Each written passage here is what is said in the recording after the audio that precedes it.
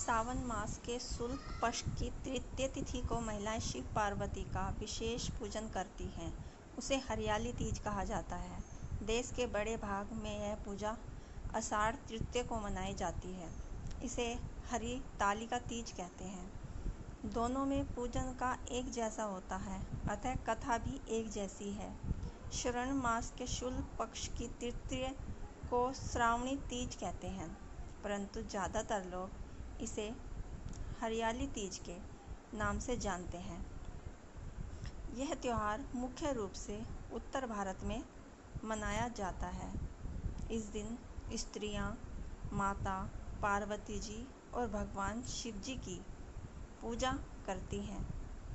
इस दिन महिलाएं निर्जला व्रत रखती हैं।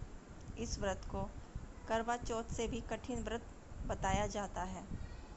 इस दिन महिलाएं पूरा दिन बिना भोजन जल के दिन व्यतीत करती हैं तथा दूसरे दिन सुबह स्नान और पूजा के बाद व्रत पूरा करके भोजन ग्रहण करती हैं। इसी वजह से इस व्रत को करवा चौथ से भी कठिन माना जाता है। आइए सुनते हैं हरियाली तीज की कथा। शिव जी ने पार्वती जी को उनके पूर्व जन्म का स्मरण कराने के लिए तीज की कथा सुनाई थी। शिव जी कहते हैं, हे पार्वती, तुमने हिमालय पर मुझे वर के रूप में पाने के लिए घोर तप किया था। अन्न जल त्याग, पत्ते खाए, सर्दी गर्मी बरसात में कष्ट सहे। तुम्हारे पिता दुखी थे। नारद जी तुम्हारे घर पधारे और कहा, मैं विष्णु जी के भेजने पर आया हूँ। वह आपकी कन्या से प्रसन्न होकर विवाह करना चाहते हैं। अपनी राय बताइए।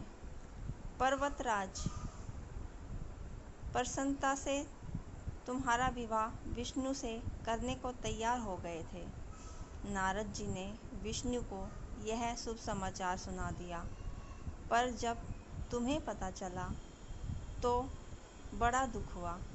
तुम अपने मन से अपना पति मुझे मान चुकी थी। तुमने अपने मन की बात अपनी सहेली को बताई। सहेली ने तुम्हें एक ऐसे घने वन में छिपा दिया जहाँ तुम्हारे पिता नहीं पहुँच सकते थे।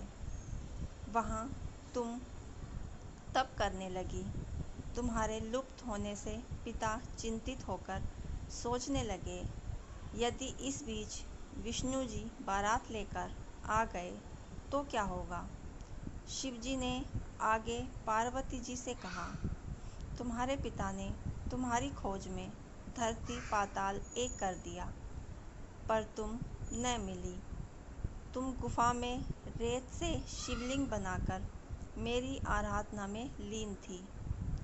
प्रसन्न होकर मैंने मनोकामना पूरी करने का वचन दिया। तुम्हारे पिता खोजते हुए गुफा तक पहुँचे। तुमने बताया कि अधिकांश जीवन शिव जी को पति रूप में पाने के लिए तप में बिताया है। आज तप सफल रहा। शिव जी ने मेरा वरण कर लिया। मैं आपके साथ एक ही शर्त पर घर चलूँगी, यदि आप मेरा विवाह शिव जी से करने को राजी हों। पर्वतराज मान गए। बाद में विधि विधान के साथ हमारा विवाह किया। हे पार्वती, तुमने जो कठोर व्रत किया था उसी के फलस्वरूप हमारा विवाह हो सका। इस व्रत को निष्ठा से करने वाली स्त्री को मैं वन वांछित फल देता हूँ। उसे तुम जैसा अचल सुहाग का वरदान प्राप्त हो। यह कहकर शिव जी ने कथा समाप्त की।